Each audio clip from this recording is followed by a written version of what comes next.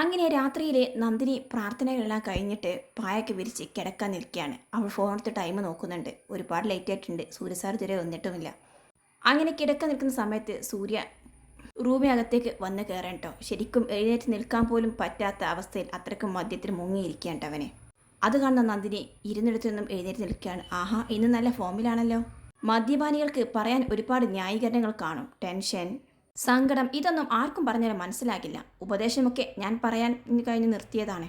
പക്ഷേ എപ്പോഴും ദൈവത്തെ പോലുന്ന കാണുന്ന ഒരു അച്ഛനുണ്ട് ഈ വീട്ടിൽ. ആ അച്ഛനെ മുന്നിലേക്ക് ഇങ്ങനെ കയറി വരാൻ യാതൊരു മടിയുമില്ല എന്നൊക്കെ പറയണ്ട നന്ദിനി. അപ്പോൾ സൂര്യ ചോദിക്കുന്നുണ്ട്, നീ എന്തിനാ എന്നെ ഉപദേശിക്കുന്നത്? നീ എൻ്റെ ആരാണ്?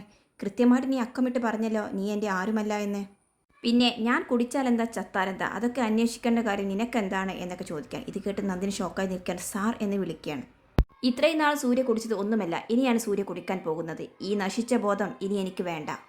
ഈ ബോധം അറിയണം. കണ്ണിൽ ഇരുട്ട് കയറി കാഴ്ചകളെല്ലാം മങ്ങണം. അതിനു വേണ്ടിയിട്ടാണ് ഞാൻ കുടിക്കുന്നത്. ഇത് കേട്ട് നിൽക്കുന്ന നന്ദിനി ചോദിക്കുന്നുണ്ട്, എന്തിനെ, എന്നെ തോൽപ്പിക്കാനോ? ഇത് കേൾക്കുന്ന സൂര്യ കളിയാക്കിക്കൊണ്ട് ചിരിക്കണേ. ഹേയ്, നീ തോൽക്കാനോ? പറഞ്ഞു ജയിക്കാൻ കഴിവുള്ള നീ പിന്നെ എങ്ങനെയാണ് തോൽക്കുന്നത്? എന്നും തോറ്റിട്ടുള്ളത് ഈ ഞാനാണ്. എന്നും എല്ലാവരും തോൽപ്പിച്ചിട്ടുള്ളത് ഈ എന്നെയാണ്. ഞാൻ വെറും ഒരു മണ്ടനാണ്. ഞാൻ സ്നേഹിക്കുന്നവരെല്ലാം എന്നെ തിരിച്ചു സ്നേഹിക്കുമെന്ന് കരുതിയ മണ്ടൻ. പക്ഷെ അതൊന്നും എനിക്ക് ഒന്നുമല്ല. നീ ഇന്ന് പറഞ്ഞില്ലേ ഞാൻ നിന്റെ ആരുമല്ല എന്ന്. അത് ദേ ഇവിടെ കിടന്ന് പടക്കം പൊട്ടുന്നത് പോലെ പൊട്ടുകയാണ്. ടപ്പേ ടപ്പേ എന്നൊക്കെ പറയട്ടെ സൂര്യ. നിന്റെ ആ മിത്ര മേഡമില്ലേ, അവൾക്കുള്ള അതേ സ്ഥാനമാണ് എനിക്ക് എന്ന്. നിന്റെ ജീവിതത്തിൽ ഞാൻ ആരുമെന്നല്ലേ അതിനർത്ഥം. പക്ഷെ നന്ദിനി, ഒരു ദിവസം നീ തിരിച്ചറിയും ആരാണ് നിന്നെ യഥാർത്ഥത്തിൽ സ്നേഹിക്കുന്നതെന്ന്. ഒരിക്കൽ നിനക്ക് മനസ്സിലാകും എന്നൊക്കെ പറഞ്ഞിട്ട് സൂര്യ ബെഡിൽ പോയി കിടക്കാൻ കേട്ടോ.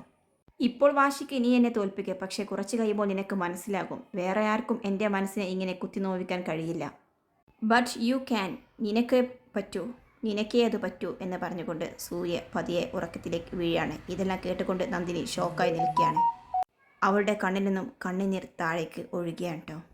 അങ്ങനെ ആ രാത്രി കടന്നു പോവുകയാണ്. പിന്നീട് കാണിക്കുന്നത് അടുത്ത ദിവസം രാവിലെയാണ്. വേദയും ഇന്ദ്രജയും കൂടി സോഫയിൽ ഇരിക്കുന്ന ആരോ വെയിറ്റ് ചെയ്യാണ്. അതേസമയം തൊട്ടടുത്ത് തന്നെ ഷെൽഫൊക്കെ ക്ലീൻ ചെയ്തുകൊണ്ടിരിക്കുകയാണ് കനക. അപ്പോൾ നന്ദിനി അവിടേക്ക് കടന്നു വരുന്നുണ്ട്. ഇന്ദ്രജയുടെ മുന്നിലെത്തതും എന്താ മേഡം എന്താ എന്നെ വിളിച്ചത് എന്ന് ചോദിക്കുകയാണ്. അപ്പോൾ ഇന്ദ്രജ ചോദിക്കുന്നുണ്ട്, നീയും സൂര്യയും അന്ന് റിസോർട്ടിൽ പോയില്ലേ? അന്ന് നിങ്ങൾ താമസിച്ച മുറിയിൽ വേറെ ആരൊക്കെ വന്നിരുന്നു? അപ്പോൾ നന്ദിനി എന്താ മേഡം ആരും വന്നില്ല എന്ന് പറയാണ്. അപ്പോൾ ഇന്ദ്രജ ചോദിക്കുന്നുണ്ട്, മിത്ര അവൾ വന്നില്ലേ നിന്റെ റൂമിൽ? വേദ ചോദിക്കുകയാണ്, മിത്ര ഇപ്പോൾ നിന്റെ വലിയ കൂട്ടുകാരിയല്ലേ, ആ സൗഹൃദം വെച്ച് അവൾ നിങ്ങളുടെ റൂമിൽ വന്നിരുന്നോ? അപ്പോൾ നന്ദിനി മിത്ര മേഡം എൻ്റെ റൂമിൽ വന്നിരുന്നോ എന്ന് പറഞ്ഞ് ആലോചിക്കുകയാണ്. എന്നിട്ട് പറയുന്നുണ്ട്, ഇല്ല. ഇന്ദ്രജ ചോദിക്കുന്നുണ്ട്, റിസോർട്ടിൽ പോയിരുന്ന എല്ലാ ദിവസവും നീ സൂര്യ റൂമിൽ തന്നെയാണോ കിടന്നുറങ്ങിയത്, അതോ മറ്റാരുടെയെങ്കിലും കൂടെ ആരതിയുടെ കൂടെ അങ്ങനെ ഉറങ്ങിയിരുന്നോ എന്ന് ചോദിക്കുകയാണ്. അപ്പോൾ നന്ദിനി പറയുന്നുണ്ട്, ഒരു ദിവസം ഞാൻ സൂര്യ സർ മദ്യപിച്ചുകൊണ്ടിരിക്കുമ്പോൾ പുറത്ത് മിത്ര മേഡത്തിൻ്റെ കൂടെയാണ് ഉറങ്ങിയത് എന്ന് പറയാണ്. അതെങ്ങനെ എന്ന് ചോദിക്കുന്നുണ്ട്. അന്ന് മിത്ര മേഡം സൂര്യ സാറിൻ്റെ ചാർജറും തിരഞ്ഞ് റൂമിനടുത്ത് വന്നിരുന്നു. അങ്ങനെ ആ ചാർജർ കൊടുക്കാൻ വേണ്ടിയിട്ട് ഞാൻ അവരുടെ റൂമിൽ പോയതാണ്. ആ സമയത്ത് ഞങ്ങൾ സംസാരിച്ചുകൊണ്ടിരിക്കുമ്പോൾ ഞാൻ അറിയാതെ ഉറങ്ങിപ്പോയി എന്ന് പറയാൻ കേട്ടോ. എന്നിട്ട് നീ നേരെ പുലർന്നവരെ അവിടെ കിടന്നോ എന്ന് ചോദിക്കുന്നുണ്ട്. അതെ എന്ന് പറയാണ്. എന്താ മേഡം, എന്താ പ്രശ്നം എന്ന് ചോദിക്കുന്നുണ്ട്. ഒന്നുമില്ല. മിത്ര നിനക്ക് ഗിഫ്റ്റോ അങ്ങനെ എന്തെങ്കിലും തന്നിരുന്നോ എന്ന് ചോദിക്കുന്നുണ്ട്. ഇല്ല മേഡം എന്ന് പറയാൻ കേട്ടോ നന്ദിനി. ഓക്കെ, എങ്കിൽ നീ അകത്തേക്ക് പൊക്കോ എന്ന് പറയാണ്. അങ്ങനെ നന്ദിനി അകത്തേക്ക് പോയി. കനകയാട്ട ഇതെല്ലാം ശ്രദ്ധിച്ചുകൊണ്ട് അവിടെ നോക്കി നിൽക്കാൻ കേട്ടോ. അവൾ പോയതിനു ശേഷം ഇന്ദ്രജ വേദയോട് പറയുന്നുണ്ട്, അങ്ങനെയാണെങ്കിൽ മിത്രയുടെ ആ വള എങ്ങനെ സൂര്യയുടെ റൂമിൽ വന്നേ? അതൊരു പക്ഷേ മിത്രയുടെ റൂമിൽ നിന്നും നന്ദിനി മോഷ്ടിച്ചതാകാനേ വഴിയുള്ളൂ. ഒരുപാട് ആഭരണങ്ങളുടെ മിത്രയുടെ ശ്രദ്ധയിൽ അതൊന്നും പെട്ടിട്ടുണ്ടാകില്ല. ഇതിനു മുമ്പും ഇവിടെ മോഷ്ടാക്കളെ വെച്ച് അവൾ തന്നെയല്ലേ മോഷണം നടത്തിയത്.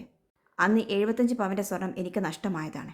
അതൊരു എനിക്ക് വലിയൊരു നഷ്ടം തന്നെയായിരുന്നു. അതൊന്നും ഞാൻ കാര്യമാക്കിയിട്ടില്ല. പക്ഷേ ഇപ്പോൾ നന്ദിനിയെ ഞാൻ വെറുതെ വിടാൻ ഉദ്ദേശിക്കുന്നില്ല.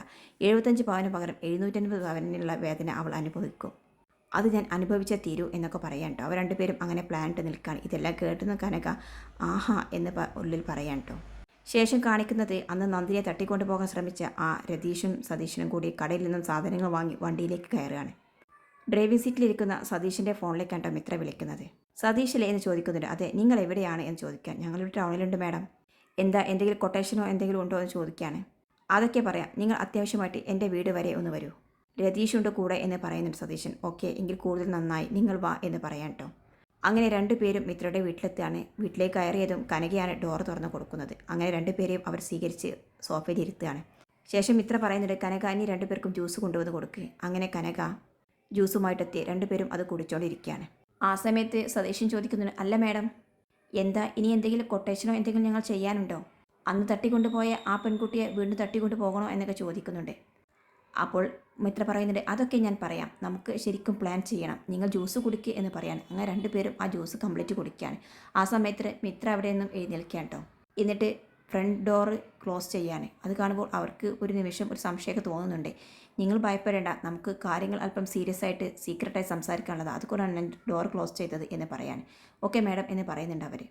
എന്നിട്ട് മിത്ര ചോദിക്കുന്നുണ്ട്, അന്ന് പത്മയുടെ വീട്ടിൽ നിന്നും നിങ്ങൾ മോഷ്ടിച്ച ആഭരണങ്ങൾ എത്ര പവനാണെന്നാണ് പറഞ്ഞത് എന്ന് ചോദിക്കാൻ. അവർ പറയുന്നുണ്ട്, ഒരു 20 പവൻ ഉണ്ടായിട്ടുണ്ടാവും, അതിൽ കൂടാൻ വഴിയില്ല എന്ന് പറയാൻ. ഉറപ്പാണോ എന്ന് ചോദിക്കുന്നുണ്ട്. അതെ മാഡം. എന്നിട്ട് നിങ്ങൾ അതെന്ത് ചെയ്തു, വിറ്റോ എന്ന് ചോദിക്കുന്നുണ്ട്. ഇല്ല മാഡം, അത് ഞങ്ങൾ അത്ര പെട്ടെന്നൊന്നും വിൽക്കാറില്ല, അതിൻ്റെ അന്വേഷണങ്ങൾ കഴിഞ്ഞതിന് ശേഷം മാത്രമേ അത് എന്തെങ്കിലും ചെയ്യുകയുള്ളൂ. ഇപ്പോൾ ഞങ്ങളുടെ ഒരു സുഹൃത്തിൻ്റെ വീട്ടിൽ സൂക്ഷിക്കാൻ വെച്ചിരിക്കുകയാണ് എന്ന് പറയാണ്. എന്നിട്ട് അങ്ങനെയല്ലല്ലോ ആ വീട്ടുകാർ പറയുന്നത്, അവർ 75 പവൻ്റെ സ്വർണ്ണം നഷ്ടപ്പെട്ടു എന്നാണല്ലോ പറയുന്നത് എന്ന് പറയുന്നുണ്ട് കേട്ടോ. അപ്പോൾ രണ്ടുപേരും ഒന്ന് മുഖത്തോട് മുഖം നോക്കുന്നുണ്ട്. പറയുന്നുണ്ട്, നഷ്ടപ്പെട്ടവർ അങ്ങനെ തന്നെയല്ലേ മാഡം പറയുകയുള്ളൂ, കൂട്ടിയല്ലേ പറയുള്ളൂ, പക്ഷേ 20 പവൻ ഞങ്ങൾക്ക് കിട്ടിയിട്ടുള്ളൂ എന്ന് പറയാണ്. ഇത് കേട്ടതും മിത്ര, സത്യമാണോ നിങ്ങൾ ഈ പറയുന്നത്, സത്യം പറഞ്ഞോണം, ഇല്ലെങ്കിൽ ഞാൻ എന്നൊക്കെ പറഞ്ഞ് അവൾ ഭീഷണിപ്പെടുത്തുകയാണ്. എന്താ മാഡം ഇങ്ങനെയൊക്കെ ചോദിക്കുന്നത്, ഇതിനാണോ ഞങ്ങളെ വിളിച്ചു വരുത്തിയത് എന്ന് ചോദിക്കുന്നുണ്ട്. നിങ്ങളെ ഭീഷണിപ്പെടുത്തുക മാത്രമല്ല, വേണമെങ്കിൽ കൊന്നുകളയാൻ എനിക്ക് മടിയില്ല, അതിന് വേണ്ടിയിട്ടാണ് ഞാൻ ഈ റിവോൾവർ ഇവിടെ വെച്ചിരിക്കുന്നത് എന്ന് പറഞ്ഞ് അവൾ തോക്ക് പിന്നിൽ നിന്നും എടുത്ത് അവരെ ചൂണ്ടുകയാണ്.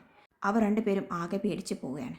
എന്നിട്ട് മിത്ര പറയുന്നുണ്ട്, ഇതുകൊണ്ടൊന്നും ഇത് അവസാനിക്കുന്നില്ല, നിങ്ങളിപ്പോൾ ഒരു ഗ്ലാസ് ജ്യൂസ് കുടിച്ചില്ലേ, അതിൽ നല്ല പോയിസൺ കലർത്തിയിട്ടുണ്ട്, ഞാനാണ് കനകയോട് പോയിസൺ കലർത്താൻ പറഞ്ഞത്, എന്താ കനക നീ അങ്ങനെ ചെയ്തില്ലേ എന്ന് ചോദിക്കുന്നുണ്ട്. കനക ചെയ്തു എന്ന് പറഞ്ഞിട്ട് ചിരിക്കുകയാണ്. ഓക്കെ, ഇനി ഒരു അരമണിക്കൂർ, അതിനുള്ളിൽ നിങ്ങളുടെ കാര്യം ക്ലോസ് ആണ്, അതുകൊണ്ട് സത്യം ഉള്ളതുപോലെ വെട്ടി തുറന്ന് പറഞ്ഞോ, ഇല്ലെങ്കിൽ നിങ്ങൾക്ക് രക്ഷപ്പെടാനാകില്ല. ആദ്യം ഇത് നിങ്ങളെ ഞരമ്പുകളെ പിടിച്ചു മുറുക്കും, ആ സമയത്ത് നിങ്ങൾക്ക് നന്നായി ദാഹം വരും, അത് കഴിഞ്ഞ് ഓരോ അവയവങ്ങളിലേക്കും ഇത് ബാധിക്കും, പിന്നീട് പറയേണ്ടല്ലോ കാര്യം എന്ന് പറഞ്ഞ് അവൾ ചിരിക്കാൻ. അവർ രണ്ടുപേരും ആകെ പേടിക്കാൻ കേട്ടോ. അവർക്ക് തൊണ്ട വരളുന്നത് പോലൊക്കെ ഫീൽ ചെയ്യാൻ. അവരാകെ ടെൻഷനായിട്ട് പറയുന്നുണ്ട്, മേഡം ഞങ്ങൾ സത്യമാണ് പറയുന്നത്, ഞങ്ങൾക്ക് ശരിക്കും അവിടെ നിന്ന് കിട്ടിയത് 75 പവൻ തന്നെയാണ് എന്ന് പറയാണ്. ഓഹോ, എന്നിട്ട് അത് എവിടെയെന്ന് ചോദിക്കാൻ. അത് ഞങ്ങളുടെ ഫ്രണ്ട് ജോണിയുടെ വീട്ടിലാണ് എന്ന് പറയാണ്. എങ്കിൽ ഉടൻ തന്നെ അവനെ വിളിക്ക്, എന്നിട്ട് ഇങ്ങോട്ടേക്ക് കൊണ്ടുവരാൻ പറ എന്ന് പറയാൻ കേട്ടോ. അത് മേഡം, അതിപ്പോൾ പുറത്തിറക്കാൻ പറ്റില്ല, എന്ത് പറഞ്ഞാലും ശരി, അരമണിക്കൂർ നിങ്ങളെ മുന്നിലുള്ളൂ, അത് എടുത്തുകൊണ്ട് വാ എന്ന് പറയാണ്. അങ്ങനെ അവർ ഫോൺ എടുത്തിട്ട് ജോണിയെ വിളിച്ചിട്ട് വിശ്വനാഥൻ സാറിൻ്റെ വീട്ടിലേക്ക് അത് എത്തിക്കണം എന്ന് പറയാൻ കേട്ടോ. ആ സമയത്ത് മിത്രയും കനകയും മുഖത്തോട് മുഖം നോക്കി ചിരിക്കുകയാണ്. അങ്ങനെ ഏതാനും നിമിഷത്തിനുള്ളിൽ തന്നെ ആ ജോണി ആഭരണങ്ങളുമായിട്ട് അവിടെ എത്തുകയാണ് കേട്ടോ.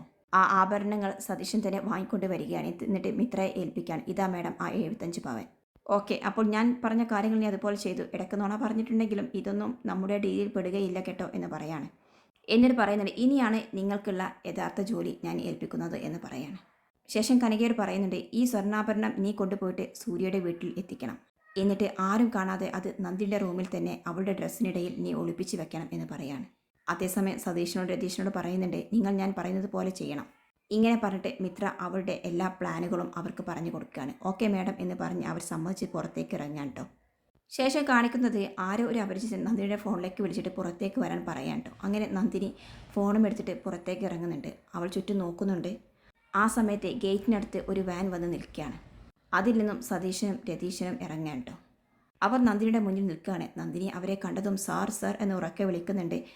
നിൽക്കടോ അവിടെ, നിന്നെ കാണണമെന്ന് വിചാരിച്ച് നിൽക്കുക തന്നെയായിരുന്നു ഞാൻ, നീയാണ് എല്ലാത്തിനും കാരണക്കാരൻ, നിൽക്കടോ അവിടെ എന്ന് പറഞ്ഞ് അവരുടെ പിന്നാലെ ഓടുന്നുണ്ട്.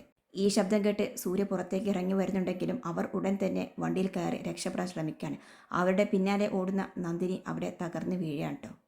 സൂര്യ ഓടി വന്ന് നന്ദിനിയെ പിടിച്ച് എഴുന്നേൽപ്പിക്കുന്നുണ്ട്. എന്താ നന്ദിനി, എന്താ കാര്യം എന്ന് ചോദിക്കുന്നു. സാർ, അത് അവർ അന്ന് റിസോർട്ടിൽ വെച്ച് എന്നെ തട്ടിക്കൊണ്ടുപോകാൻ ശ്രമിച്ചിട്ടില്ലേ, നമ്മൾ CCTV ക്യാമറയിൽ കണ്ട ആ 2 പേർ, അവരാണ് ഇന്ന് ഇവിടെ വന്നത് എന്നിട്ട് പറയുന്നുണ്ട്. എന്നിട്ട് അവരെവിടെ എന്ന് ചോദിക്കുന്നുണ്ട് സൂര്യ.